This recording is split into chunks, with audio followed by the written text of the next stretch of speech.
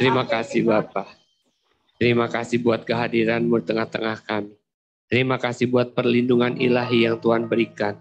Terima kasih buat kesehatan dan masa depan cerah yang Tuhan sediakan buat setiap kami. Saatnya Engkau berbicara kepada setiap kami Tuhan. Kami buka hati kami, telinga kami, pikiran kami arahkan hanya kepada Tuhan. Dan semua roh-roh jahat, semua kuasa-kuasa kegelapan yang berusaha mencuri kebenaran-kebenaran firman Tuhan dari hati, pikiran, dan perasaan kami tolak di dalam nama Yesus. Kami usir keluar dari tempat ini di dalam nama Yesus. Supaya hati, pikiran, dan perasaan kami hanya tertuju kepada Engkau saja Tuhan. Terima kasih Bapa. Berikan kepada setiap kami hati dan telinga seorang murid, supaya kami bisa mengerti kebenaran-kebenaran firman-Mu, dan hidup kami boleh mengalami perubahan demi perubahan. Semakin hari, semakin seperti Engkau. Di dalam nama Tuhan Yesus Kristus, haleluya, amin. Selamat pagi Bapak Ibu yang kasih dalam Tuhan.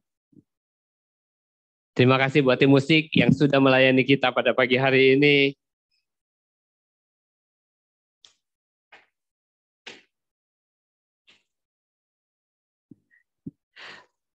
Bapak, Ibu, dan saudara-saudara, perjalanan hidup orang percaya, tahu nggak seperti apa?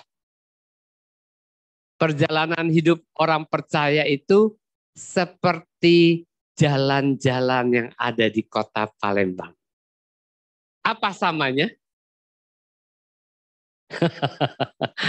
Banyak lubangnya, ya.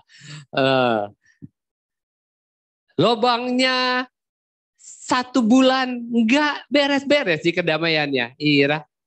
1 bulan nggak beres-beres, garain membuat jadi macet jalanan. Kita lewat udah pelan-pelan masih grok, ya. Itu kondisi jalan di kota Palembang. Belum lagi banyak ranjaunya. Ada banyak polisi tidur. Ada banyak paku. Berkali-kali ban saya bocor gara-gara paku. Belum lagi sikap para pengemudi.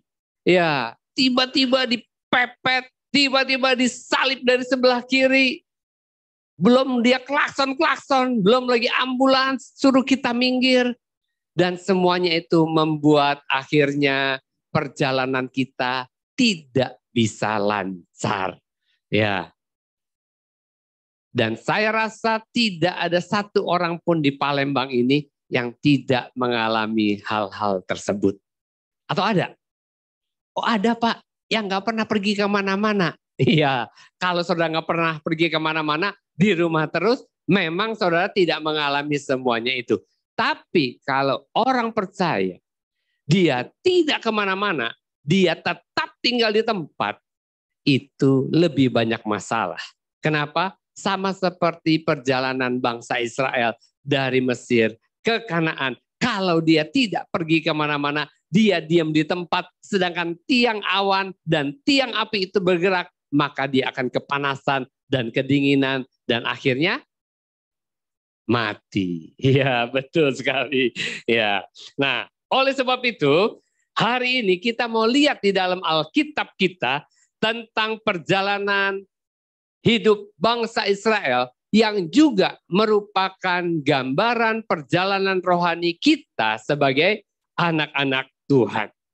Ayat-ayat yang akan kita baca, seharusnya saudara nanti tahu, ya sudah pernah dengar, sudah pernah baca, karena ini adalah bacaan kita di dalam leksionari, ya, yang ikutin IH, yang ikutin ibadah harian, itu hari Rabu dan hari Kamis yang kemarin, kita baca ayat-ayat ini. Kita akan baca sama-sama. Saya sih mengusulkan, saudara kalau baca Alkitab ikutin ibadah harian. Supaya apa? Supaya kita bacanya bareng-bareng sama-sama. Jadi kalau kita baca sama-sama, satu hari saudara mau tanya sama saya nyambung karena saya juga lagi baca gitu. Ya, kita sama-sama baca. Kemarin waktu HB, Fani tanya sama saya, Pak mau tanya soal Yehezkiel. Waduh, saya lagi baca bilangan, tanya Yehezkiel. Otak saya mesti loading dulu. Bukan komputer soalnya, loading dulu baru nyambung. Tapi kalau kita bacanya sama-sama lebih enak. Dan paling enak bacanya itu setelah doa pagi. Ya, setelah doa pagi kita baca. Jadi sepanjang hari kita bisa merenungkan ayat-ayat itu sepanjang hari. Tapi saya lihat istri saya kalau baca itu malam-malam waktu udah mau tidur. Nah, jadi dia bawa mimpi. Merenungkannya waktu mimpi. Saya bacanya pagi-pagi setelah doa pagi ya. Nah, kita akan baca dari Bilangan 20 ayat 1 sampai ayat yang kelima. Ini jelas nggak? Oh iya. Jadi kelihatan ada beda warnanya ya. Itu yang warna-warna kuning tolong perhatikan ya. Saya akan bacakan buat kita semua. Kemudian sampailah orang Israel, yakni segenap umat itu, ke padang gurun Zin. Dalam bulan pertama, lalu tinggallah bangsa itu di Kades. Matilah Miriam di situ dan dikuburkan di situ. Pada suatu kali ketika tidak ada air bagi umat itu, berkumpullah mereka mengerumuni Musa dan Harun. Dan bertengkarlah bangsa itu dengan Musa, katanya. Sekiranya kami mati binasa pada waktu saudara-saudara kami mati binasa di hadapan Tuhan. Mengapa kamu membawa jemaah Tuhan ke padang gurun ini supaya kami dan ternak kami mati di situ? Mengapa kamu memimpin kami keluar dari Mesir untuk membawa kami ke tempat celaka ini yang bukan tempat menabur, tanpa pohon ara, anggur dan delima, bahkan air minum pun tidak ada. Sekarang ayat yang ke-18. Tetapi orang Edom berkata kepada mereka, tidak boleh kamu melalui daerah kami, nanti kami keluar menjumpai kamu dengan pedang. Ayat 26. Tanggalkanlah pakaian Harun dan kenakanlah itu kepada Eleazar anaknya. Kemudian Harun akan dikumpulkan kepada kaum leluhurnya dan mati di sana. Bilangan 21 ayat 1. Raja negeri Arad, orang Kanaan yang tinggal di tanah Negeb mendengar bahwa Israel datang dari jalan Atarim. Lalu ia berperang melawan Israel dan diangkutnya beberapa orang tawanan daripada mereka. Ayat 6. Lalu Tuhan menyuruh ular-ular tedung ke antara bangsa itu yang memagut mereka sehingga banyak dari orang Israel yang mati. Ayatnya ke pasal 22 ayat yang ke-6. Karena itu datanglah dan kutukilah bangsa itu bagiku, sebab mereka lebih kuat daripadaku. Mungkin aku sanggup mengalahkannya dan menghalaunya dari negeri ini. Sebab aku tahu siapa yang kau berkati, dia beroleh berkat. Siapa yang kau kutuk, dia kena kutuk. Saya akan bikin summary-nya, saudara bisa lihat di sana.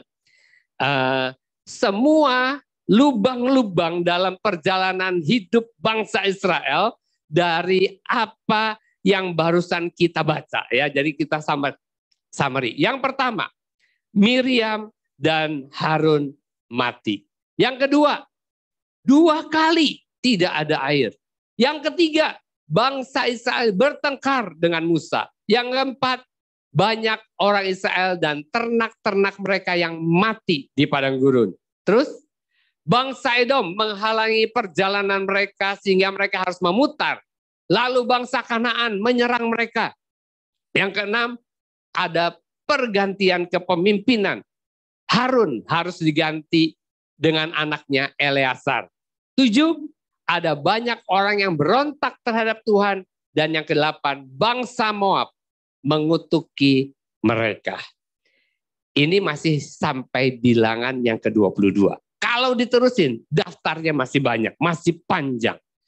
Sampai akhirnya Musa sendiri yang membawa bangsa Israel keluar dari tanah Mesir, mati di tengah jalan. Dia tidak bisa, tidak diizinkan masuk ke tanah perjanjian. Dan saya percaya semua ini dicatat dengan detail di dalam Alkitab supaya kita belajar sesuatu dari pengalaman mereka. Yaitu supaya kita bisa menghindari lubang-lubang tersebut. Mungkin ada yang tidak bisa kita alami juga. Harus mau tidak mau kita alami. Tapi itu semua tidak membuat kita jadi mundur. Tidak membuat kita jadi keluar. Tidak membuat kita jadi berhenti untuk maju. Kenapa? Karena kita tahu ujungnya adalah tanah perjanjian. Kalau berhenti, kita mati. Kalau kita maju terus, kita masuk ke tanah perjanjian. Memang ada tantangan, tetapi kita bisa menghalangi, menghindarinya. Kalau kita harus melaluinya, kita melaluinya bersama-sama dengan Tuhan. Yang pertama kita akan lihat Miriam dan Harun mati. Setiap orang satu hari pasti akan mati. Di antara bangsa Israel, selain Musa, ada 70 pemimpin yang lain yang dipilih oleh Musa dan diurapi oleh Tuhan. Dan di antara 70 pemimpin itu, ada 2 orang saudaranya Musa, yaitu Miriam dan Harun. Dan Miriam dan Harun satu hari mereka juga mati. Alkitab mencatat habis Miriam mati, Harun mati. But the show must go on. Ya, tidak bisa rencana Tuhan berhenti hanya gara-gara 2 orang mati. Harus jalan terus. Kalau kita lihat 2 tahun terakhir ini, ada banyak hamba Tuhan yang mati. Ya, ada banyak hamba Tuhan yang mati. Tapi bukan berarti pekerjaan Tuhan berhenti. Tidak. Tuhan bisa pakai siapa saja. Tuhan bisa pakai Eleazar, anaknya Harun, untuk menggantikan Harun. Tapi Tuhan juga bisa pakai Yosua, bujangnya Musa, menggantikan Musa. Lompatnya dari bujang jadi pemimpin satu bangsa. Saudara bisa bayangin? Apa artinya? Artinya setiap orang, termasuk saudara dan saya, kita semua bisa dipakai oleh Tuhan. Asal kita mau, kita bisa dipakai oleh Tuhan. Saya mau tanya, siapa di antara saudara yang mau dipakai oleh Tuhan? Banyak. Kalau saudara mau dipakai oleh Tuhan, bagaimana caranya? Persiapkan diri saudara. Karena Tuhan cari orang-orang yang sudah siap. Gimana caranya? Gimana caranya? Alkitab berkata, tanggalkan semua beban yang merintangi kita untuk maju. Tanggalkan semua dosa. Tanggalkan semua kebiasaan-kebiasaan buruk, supaya itu tidak membebani kita. Kalau kita lihat seorang pelari, khususnya pelari 100 meter, 1.500 meter, kalau pakai baju seminim mungkin, bukan mau seksi, tapi supaya bebannya seringan mungkin, supaya mereka bisa lari secepat mungkin. Karena 0,1 detik itu sudah menentukan kemenangan. 0,1 detik bisa menentukan apakah mereka jadi memecahkan rekor dunia atau tidak. Ya, jadi tanggalkan semua kebiasaan-kebiasaan buruk kita, dan kalau kita sudah tanggalkan, kita mulai layani Tuhan. Apa saja layani Tuhan, maka Tuhan akan mengurapi saudara dan memakai saudara.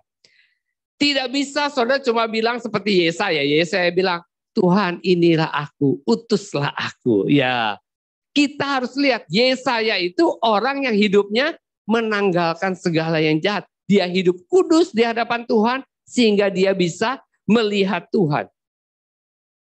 Ibrani 12:14 berkata, tanpa kekudusan tidak seorang pun dapat melihat Tuhan. Dan Yesaya, dia melihat Tuhan duduk di atas tahtanya. Dan dia bilang, celakalah aku karena aku telah melihat Tuhan. Kata Tuhan, jangan takut, dikasih bara api dalam lidahnya dan dikuduskannya Yesaya. Hanya orang-orang kudus yang bisa melihat Tuhan. Jadi tanggalkan semua yang tidak kudus supaya saudara bisa dipakai Tuhan. Setiap saudara bisa dipakai Tuhan. Kita harus tahu bahwa tidak ada seorang pun bisa hidupnya menguduskan dirinya sendiri. Tuhan yang membuat kita kudus, tetapi kita bisa menjaga hidup kita supaya tetap kudus. Ibrani 10 ayat 10 berkata, karena kehendaknya inilah, karena kehendak Tuhan, kita telah dikuduskan satu kali untuk selama-lamanya. Ya, jadi kita bisa hidup kudus. Musa, kalau kita baca di Alkitab, kenapa dia tidak bisa masuk ke dalam tanah Kanaan? Alkitab berkata karena dia tidak menghormati kekudusan Tuhan. Dan akhirnya dia tidak bisa masuk ke tanah Kanaan. Kita perlu hidup kudus. Ya. Orang yang hidupnya tidak kudus itu bukan orang yang berzina saja. Yusuf contoh orang yang menjaga kekudusannya. Karena dia menjaga kekudusannya, akhirnya dia bisa menggenapi rencana Allah menjadi orang nomor 2 di Mesir. Tetapi kekudusan tidak bicara soal hanya perzinahan secara tubuh. Saudara perlu tahu segala sesuatu yang menempati posisinya Tuhan dalam hidup kita, itu membuat kita jadi melakukan perzinahan secara rohani. Dan itu bisa hobi kita. Bisa mancing, bisa main game, ya, bisa itu pacar kita, bisa itu pekerjaan kita, bisa itu uang kita, jabatan kita. Itu semua bisa menepati posisi yang paling utama dalam kehidupan kita. Kita perlu taruh Tuhan sebagai prioritas utama dalam hidup kita. Yang kedua, dalam perjalanan kehidupan kita, seringkali kita kekurangan air. 2 kali bangsa Israel kehabisan air. Kita bisa juga mengalami masalah kekurangan sesuatu dalam hidup kita. Tiba-tiba ada masalah keuangan, tiba-tiba ada masalah keluarga, ada masalah kesehatan. Itu semua bukan dari Tuhan.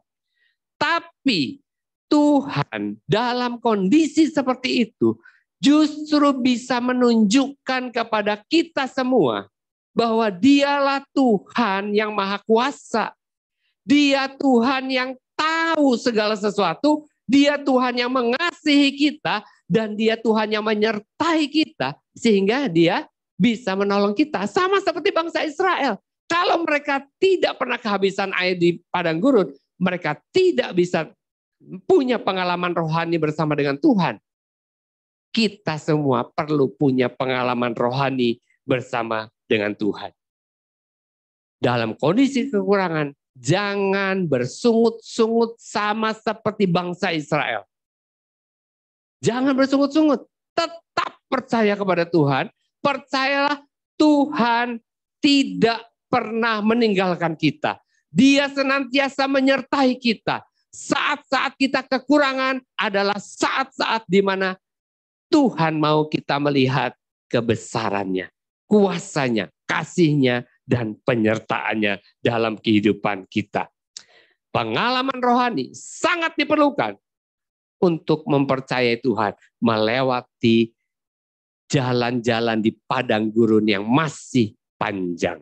Ya, saudara perlu tahu, iblis, si pencoba itu, dia tidak pernah nganggur. Dia selalu berjalan keliling, cari kesempatan kapan dia bisa mengecoh kita. Dia bisa mencuri hak-hak yang harusnya kita terima dari Tuhan. Tapi jangan takut, karena Tuhan berjanji, walaupun kita dicobai, Tuhan tidak pernah mengizinkan pencobaan-pencobaan yang melampaui kekuatan kita. Jadi kalau kita mengalami pencobaan, kita nggak perlu protes. Tuhan, kenapa pencobaanku begitu berat? Kenapa pencobaannya tok-tok kecil? Ya, karena mungkin kekuatannya tok-tok kecil, makanya dikasih pencobaan kecil. Ya, kalau pencobaan kita besar berarti kekuatan kita juga besar. Tuhan janji dan Dia tidak pernah ingkar janji. Pencobaan-pencobaan tidak melampaui kekuatan kita Dan kalau kita mengalami pencobaan, Dia akan memberikan jalan keluar kepada kita. Ya. Nah, yang paling penting ketika kita sedang mengalami pencobaan, saya mau beritahu, jangan pernah meninggalkan pertemuan-pertemuan ibadah seperti yang dibiasakan oleh beberapa orang. Alkitab kasih tahu sama kita, jangan tinggalkan pertemuan-pertemuan ibadah. Kenapa? Karena pada saat kita lemah, disitulah kita sangat membutuhkan teman-teman kita, mendoakan kita, menolong kita, memberikan nasihat, memberikan penghiburan, mengingatkan kita akan janji Tuhan. Dan merekalah yang mungkin akan memberkati kita, menolong kita. Jangan pernah tinggalkan pertemuan-pertemuan ibadah. Tidak ada satu orang pun yang bisa berjalan sukses sampai di tujuan sendirian. Makanya Tuhan umpamakan kita semua seperti domba. Domba selalu berkelompok, tidak pernah sendirian. Begitu sendirian, dia jadi mangsa yang empuk, yang enak buat serigala. Kenapa kalau saudara lihat di zaman Kisah Para Rasul, saudara bisa lihat di Kisah Rasul pasal yang ke-42, di situ setiap hari orang-orang berkumpul dari rumah ke rumah. Kenapa kumpul? Mereka makan sama-sama. Kenapa makannya sama-sama? Karena ada saja di antara mereka yang kekurangan. Dan itu bisa kita baca, ternyata di antara mereka ada pertengkaran. Pertengkaran kenapa? Karena pembagian untuk janda-janda orang Yunani lebih sedikit daripada janda-janda orang Yahudi. Artinya ada kekurangan di antara mereka. Tetapi mereka tidak kekurangan. Alkitab mereka berkata tidak ada seseorang pun yang hidup kekurangan. Karena apa? Karena mereka saling melengkapi. Saling menolong satu dengan yang lain. Jangan pernah tinggalkan pertemuan-pertemuan ibadah. Kita ada kesan. Kita ada kelas pemuritan. Kita ada ibadah hari Minggu. Kadang-kadang kita pergi bareng-bareng ngopi. Semuanya itu tujuannya supaya mempererat tali persaudaraan kita. Supaya kita saling tambah lama, tambah akrab. Dan akhirnya kita bisa saling membantu. Saya punya 2 saudara, 2 adik. Tapi kedekatan saya sama beberapa orang itu lebih akrab daripada sama saudara-saudara sekandung saya. Kenapa? Karena kita ketemunya tiap hari. Sama adik saya ketemunya setahun belum tentu ketemu 1 kali. Cuma lewat WA, lewat telepon. Tapi sama saudara saya ketemu hampir setiap hari. Dan itu membangun kedekatan. Dan itulah yang Tuhan mau. Makanya gereja kita namanya keluarga masa depan cerah. Kita kepingin kita semua jadi satu keluarga di dalam Tuhan. Jadi kalau ada pengumuman-pengumuman di MDC News, ada doa malam, ya coba datang. Ya, saya sudah minggu lalu ngomong, ayo doa bareng-bareng itu seperti narik barang yang berat, barang-barang dari gudangnya Tuhan keluar. Ya, tapi minggu lalu, Jumat lalu, yang datang masih 4L. Lu lagi. Saya berharap Jumat ini ada saudara-saudara yang mau ikut datang berdoa.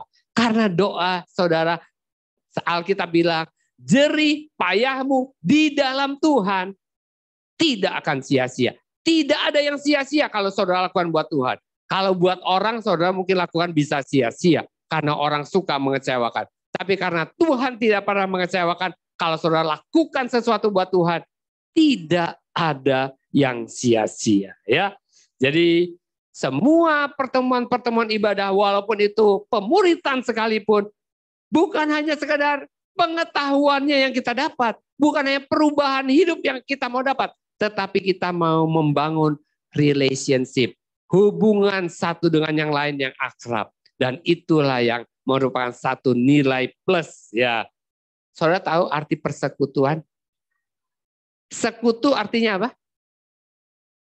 Satu kutu. Ya, sedemikian dekat sampai kutunya bisa pindah satu dengan yang lain. Itu namanya persekutuan. Kalau belum pindah kutunya kurang dekat ya.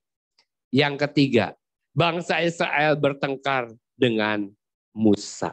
Bangsa Israel bertengkar dengan pemimpinnya sendiri, Musa. Kadang-kadang jemaat dengan jemaat bisa bertengkar.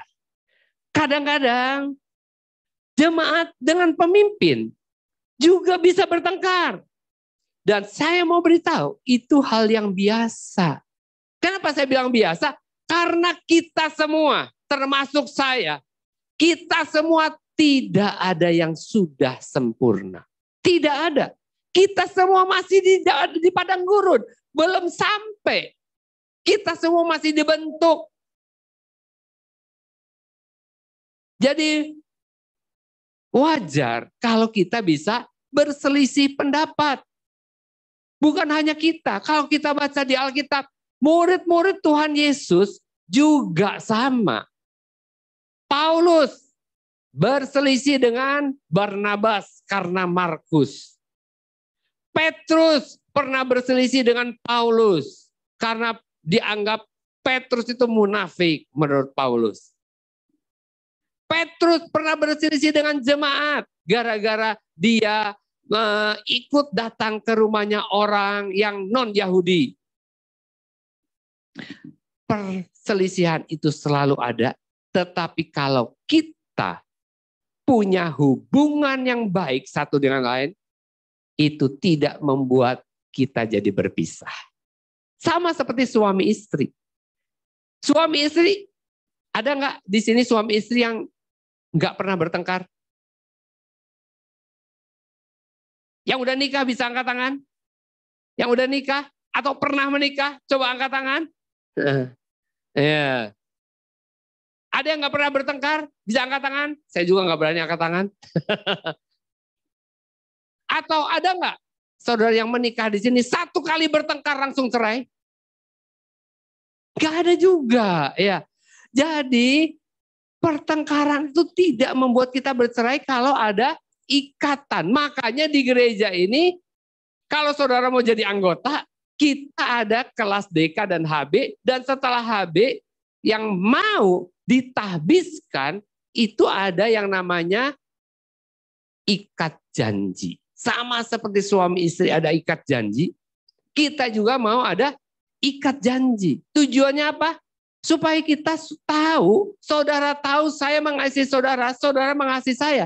Kalau bertengkar bukan berarti lalu kita pisah, cerai.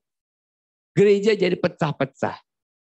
Saya bersyukur di MDC, setahu saya tidak ada yang pernah pecah. Ya. Kenapa? Ada hubungan ikat janji satu dengan yang lain. Walaupun bukan berarti tidak ada pertengkaran. Saya sama istri saya beda sih, sifatnya beda. Istri saya coba kalau dengerin ngomongnya, ngegas terus. Ya. Kalau saya ngegasnya cuma di atas mimbar. Kalau di bawah saudara kenal saya lah. Ya. Tapi saya nggak pernah tidur pisah ranjang sama dia. Nggak pernah. Kecuali waktu saya sakit supaya nggak ketularan. Ya. Tapi kalau nggak pernah, marah juga tetap seranjang. Ya. Jadi kita harus tahu kita semua dipersatukan supaya kita bisa saling melengkapi, saling menolong, saling membangun, saling menasehati satu dengan lain, saling memberkati satu dengan yang lain. Saya bersyukur juga kita ada di organisasi keluarga masa depan cerah. Karena saya bukan orang nomor satu di sini. Ya, di atas saya bukan ada satu orang, ada satu kelompok orang-orang yang mengasihi saya, yang membackup saya, dan menasehati saya kalau saya salah. Kalau saya ada masalah dengan jemaat, mereka akan membantu kita semua untuk menyelesaikan masalah secara kekeluargaan. Ya, kita bersyukur karena Tuhan menjadikan kita satu keluarga di dalam Kristus. Orang Di dalam pertemuan-pertemuan ibadah, kalau ada pertengkaran, kadang-kadang bisa terjadi.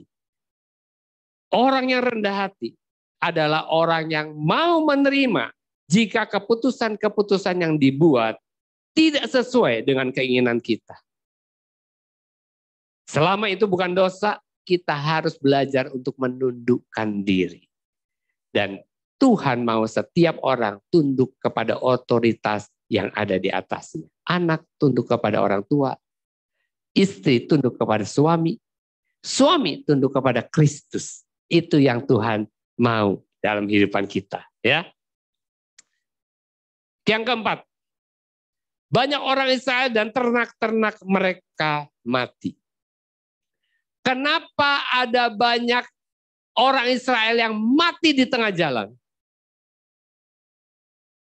Bukan karena Tuhan, tetapi karena mereka sendiri.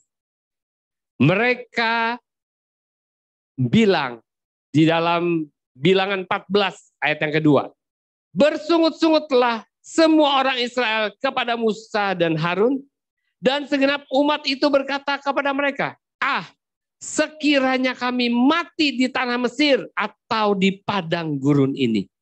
Mereka yang memilih untuk mati di padang gurun. Dan karena mereka memilih untuk mati di padang gurun, akhirnya mereka mati di padang gurun. Apa yang kamu percayai, jadilah seperti itu. Ya. Jadi hati-hati dengan mulut kita. Hidup dan mati dikuasai oleh lidah. Siapa suka mengemakannya akan memakan buahnya. Apa yang saudara percayai? 10 dari 12 pengintai bilang, bangsa yang kami lihat itu bangsa yang seperti raksasa dan kami seperti belalang. Ada orang-orang enak di sana. Kami akan ditelannya. Dan kami akan mati. Dan akhirnya mereka mati. Tapi 2 orang, Yosua dan Kaleb, mereka berkata, tidak. Tuhan yang menyertai kita akan membuat kita sanggup mengalahkan mereka semua. Dan Yosua dan Kaleb sanggup mengalahkan mereka. Bahkan Yosua dan Kaleb lah yang memimpin bangsa itu masuk merebut tanah perjanjian. Jadi hati-hati dengan apa yang kita percayai. Kalau kita bilang, semua gereja sama aja, omdo. Jadilah seperti itu buat saudara. Tapi kalau kita bilang, saya percaya saya ditempatkan di gereja ini supaya saya bertumbuh dan berbuah lebat menggenapi rencana Allah yang mulia. Dan itu juga yang akan terjadi dalam hidup saudara. Yang kelima, bangsa Edom menghalangi perjalanan mereka sehingga mereka harus memutar. Bangsa Kanaan menyerang mereka karena tidak suka kepada mereka. Alkitab berkata di dalam Matius 10 ayat 16, lihat, aku mengutus kamu seperti domba di tengah-tengah serigala. Sebab itu hendaklah kamu cerdik seperti ular dan tulus seperti merpati. Saudara, kita ini hidup di dunia yang sudah jatuh dalam dosa. Dan dunia tidak suka dengan perbedaan. Dunia maunya saudara sama dengan dia. Jadi kalau saudara menonjol, hidup kudus, hidup benar, ikut Tuhan, mereka nggak suka. Mereka akan menghalang-halangi saudara. Kalau saudara mulai kelihatan menanjak, mereka akan menghalangi. Jabatannya tidak dinaikkan. Saudara mungkin dipecat. Orang tidak mau kerjasama dengan saudara karena saudara terlalu fanatik katanya. Banyak orang akan menghalangi saudara. Bahkan ada orang yang menyerang saudara dengan terus terang. Tidak suka kepada saudara. Itu memang ada dan pasti kita alami. Karena Alkitab berkata di dalam Yohanes 16 ayat 33, dalam dunia kamu menderita penganiayaan. Saudara akan dijauhi, saudara tidak akan dipromosikan, saudara akan difitnah, digosipin. Tapi jangan takut. Ya, jangan takut.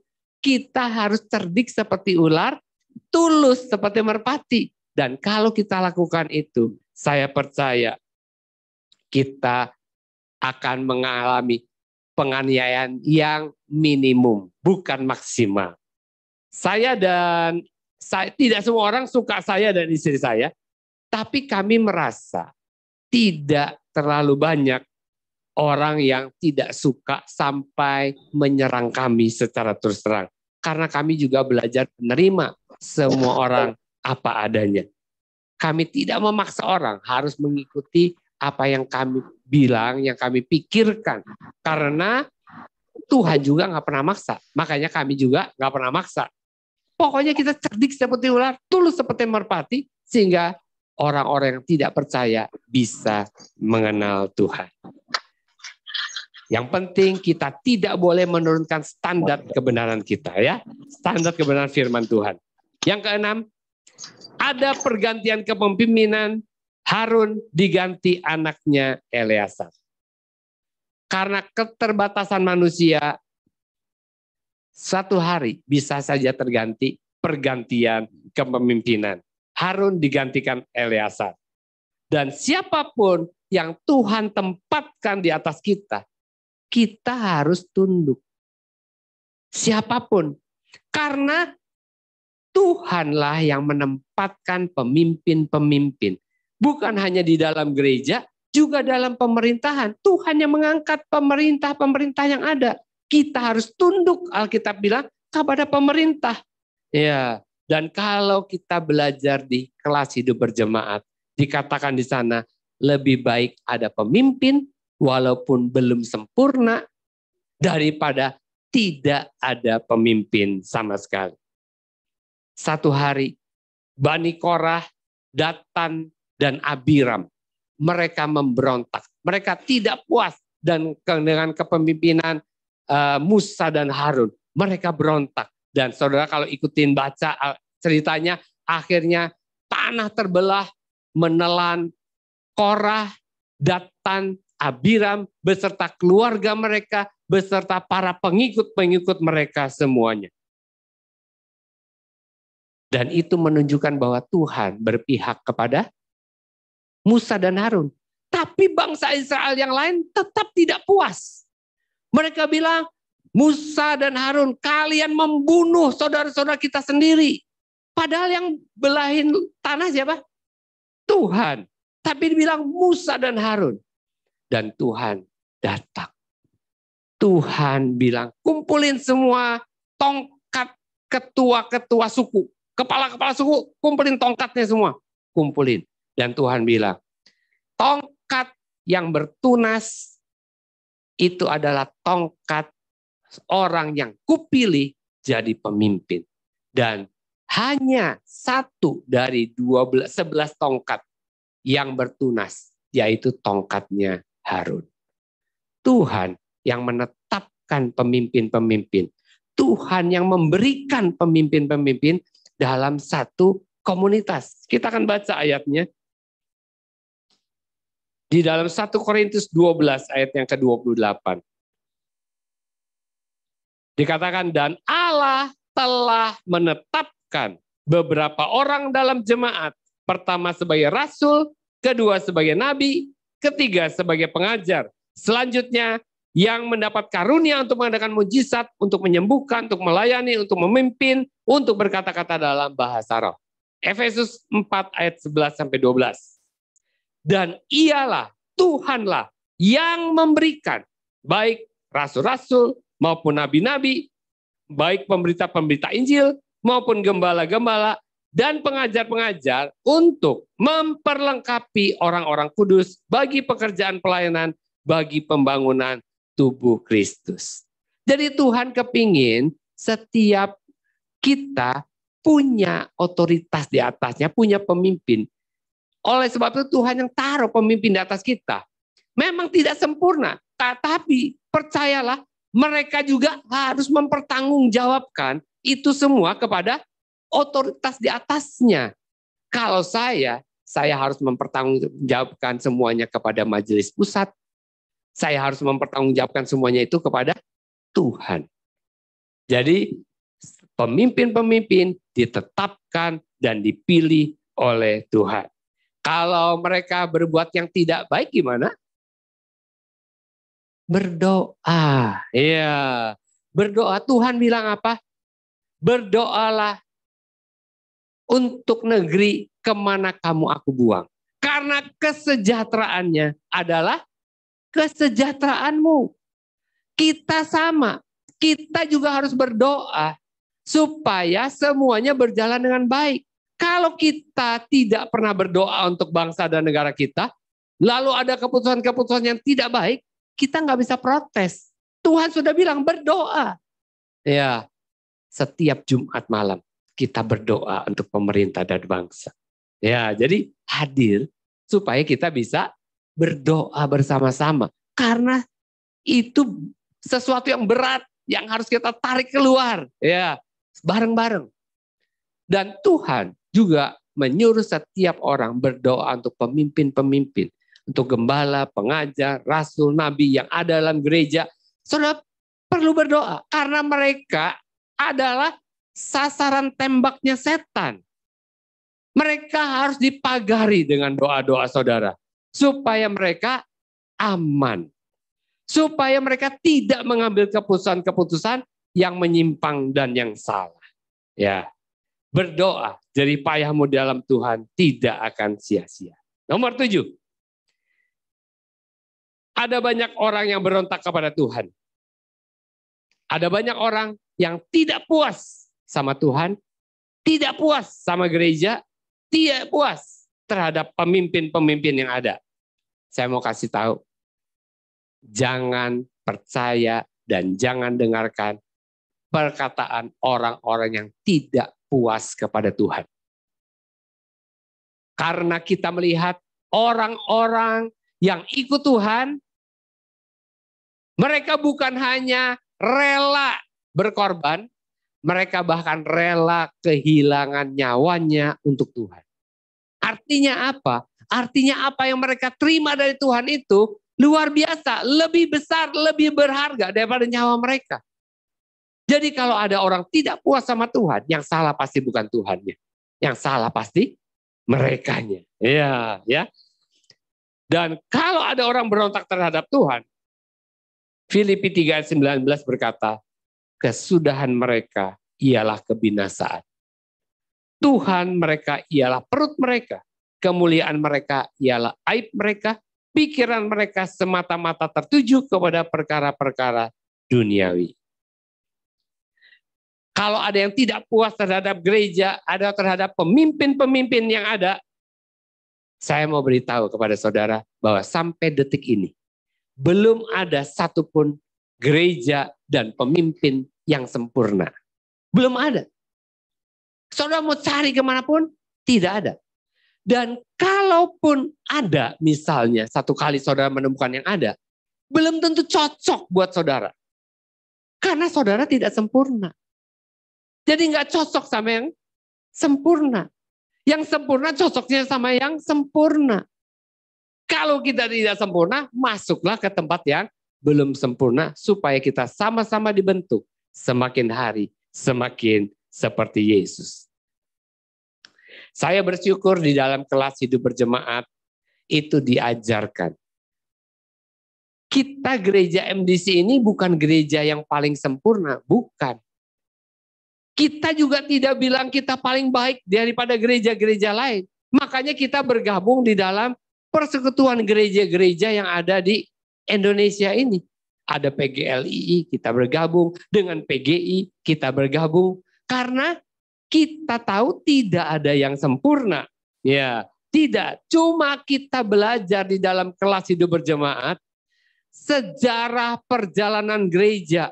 Bagaimana Tuhan menuntun gerejanya dari waktu ke waktu. Dan kita mau ikut kegerakan itu. Kita mau ikut bergerak bersama dengan tiang awan dan tiang api itu. Kita tidak mau diam di tempat. Kita tidak mau jadi monumen. Kita mau jadi movement. Kita mau jadi kegerakan bersama dengan Tuhan. Kita mau bergerak dan melihat rencana Tuhan digenapi dalam hidup kita. Dan terakhir, yang ke-8. Bangsa Moab mengutuki mereka. Saya mau beritahu, iblis itu punya kuasa yang sangat besar. Tapi Alkitab katakan di 1 Yohanes 4 ayat keempat, roh yang ada di dalam kamu lebih besar daripada semua roh yang ada di dalam dunia. Jadi jangan takut. Tuhan akan mengubah kutuk menjadi berkat. Orang mengutuk kita, Tuhan ubah jadi berkat. Contohnya Bileam. Bileam dipanggil sama Balak untuk mengutuki bangsa Israel. Yang keluar tidak pernah kutuk. Yang keluar selalu berkat. Kalau ada orang mau mengutuki kita, dia justru akan melihat bahwa Yesus, Tuhan yang tinggal dalam hidup kita, betul-betul Allah yang Maha Kuasa. Dia menyertai kita, tidak pernah meninggalkan kita, sehingga kutuk kembali kepada mereka. Saya beberapa kali membersihkan rumah-rumah yang orangnya sudah bertobat, datang kepada Tuhan. Sehingga berhala-berhalanya mau dimusnahkan. Satu kali ketika saya musnahkan barang-barang dari berhala itu, ada satu orang yang datang kepada saya dan mengancam saya.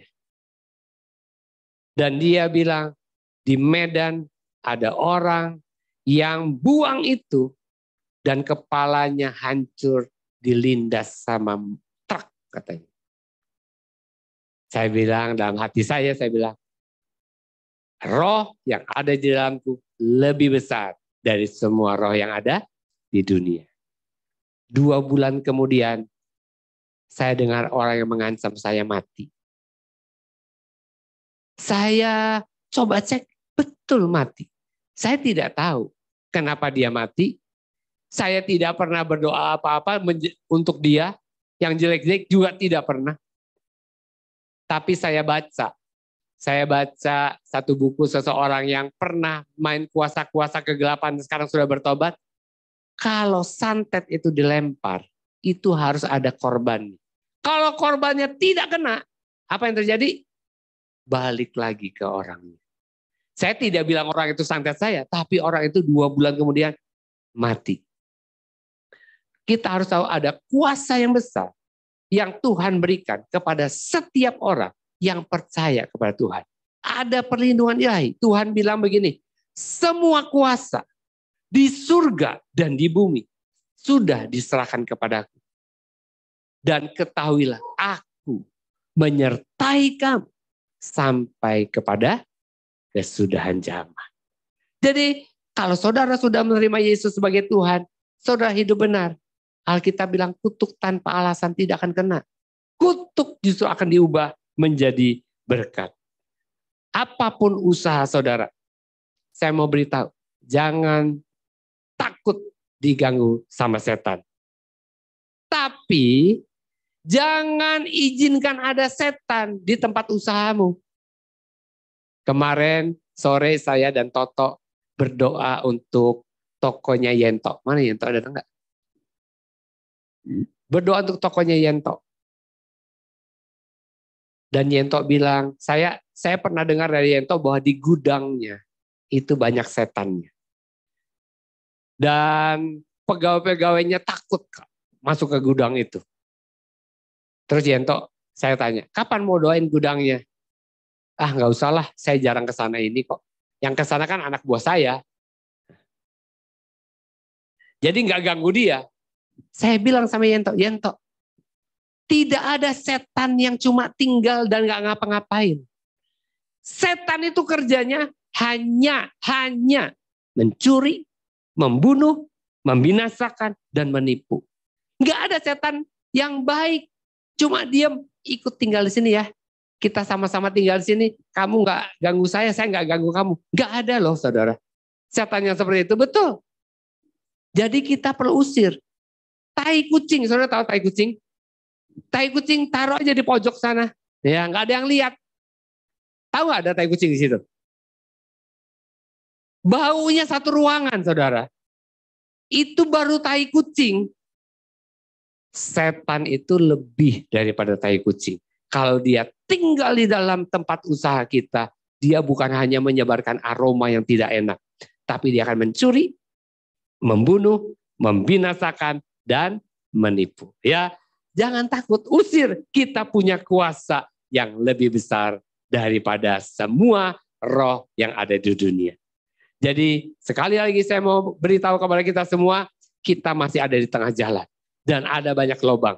Hindari yang bisa dihindari. Tapi kalau tidak bisa dihindari, kita harus melaluinya. Ingat, itu semua justru harus membuat kita semakin sadar, menyadari bahwa Tuhan tidak pernah meninggalkan kita. Kita pasti bisa melaluinya. Karena Tuhan mau membawa kita masuk ke tanah perjanjian. Yang paling penting, jaga kekudusan. Jangan seperti Musa. Ya, jangan seperti Musa. Musa itu nabi paling besar. Nabi yang sangat karismatis. Tetapi dia tidak bisa masuk ke tanah Kanaan. Yosua itu cuma bujang. Tapi dia yang membawa bangsa itu masuk. Kita orang-orang biasa-biasa. Bukan orang-orang hebat. Tapi justru karena itu, kitalah yang punya kesempatan untuk masuk ke sana. Mari kita bergandengan tangan, sehati, saling membangun, saling menguatkan, saling mendorong dalam kasih. Kita bergandengan, kita masuk dalam tanah Kanaan, tanah perjanjian. Hidup berkemenangan, hidup berkelimpahan bersama dengan Tuhan. Amin. Mari kita datang kepada Tuhan. Bapa, terima kasih. Terima kasih buat firman-Mu. Terima kasih Engkau menuliskan secara detail di dalam Alkitab bahwa ada penghalang-penghalang yang menghalangi kami untuk masuk ke tanah perjanjian. Terima kasih buat penyertaan Tuhan. Terima kasih buat tiang awan dan tiang api yang Tuhan berikan. Terima kasih buat pemimpin-pemimpin yang Tuhan tetapkan, yang Tuhan berikan. Terima kasih buat saudara-saudara seiman yang Tuhan sediakan buat kami. Kami mau saling menguatkan, saling menasihati satu dengan lain. Berikan kerendahan hati kepada kami untuk menerima perbedaan, untuk menerima kelemahan satu dengan yang lain. Supaya kami tidak tengkaran di antara kami. Kami semua bisa saling mengasihi sebagai satu saudara di dalam Kristus. Terima kasih Bapa. Terima kasih Yesus. Bapak, Ibu, dan saudara-saudara, kalau ada di antara Bapak, Ibu, dan saudara-saudara yang hari ini masih menyimpan kepahitan, masih menyimpan sakit hati, dendam, taruh tangan saudara di dada dan saya akan berdoa buat saudara. Tuhan, Kau melihat setiap tangan yang diletakkan di dada. Sebagai bentuk respon terhadap firman-Mu. Sebagai bentuk kerendahan hati. Bahwa mereka mau hidup mereka diubahkan. Tuhan, aku percaya kasih-Mu jauh lebih besar daripada sakit hati mereka. Kasih-Mu, pengampunan-Mu, darah-Mu cukup untuk membersihkan, menghapuskan setiap sakit hati dan Kau menggantikannya dengan sukacita, dengan damai sejahtera dalam hati mereka. Semua roh sakit hati, semua roh dendam, kepahitan di dalam nama Yesus, aku usir keluar saat ini juga di dalam nama Yesus. Dan Tuhan yang mengganti dengan damai sejahtera yang dari surga, yang melampaui segala akal, pikiran, dan perasaan kami. Terima kasih Tuhan. Terima kasih Yesus. Di dalam nama-Mu kami sudah berdoa. Haleluya. Amin. Tuhan Yesus memberkati kita semua. Terima kasih.